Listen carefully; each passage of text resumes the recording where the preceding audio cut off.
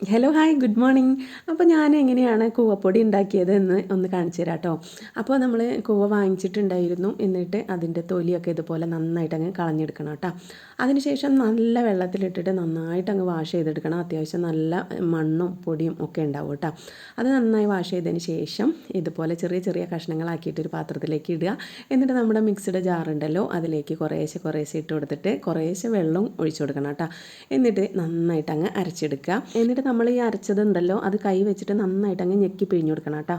എന്നിട്ട് കുറച്ച് വലിയ പാത്രത്തിൽ കുറച്ചധികം തന്നെ വെള്ളം ഒഴിച്ചു കൊടുക്കുക. എന്നിട്ട് അതിൻ്റെ മുകളിൽ നല്ല വൃത്തിയുള്ളൊരു വെള്ള തുണി കെട്ടിയിട്ട് നമ്മൾ ഈ അരച്ച് വെച്ചതുണ്ടല്ലോ അത് അതിലേക്ക് അങ്ങ് ഒഴിച്ചു കൊടുക്കുക കേട്ടോ.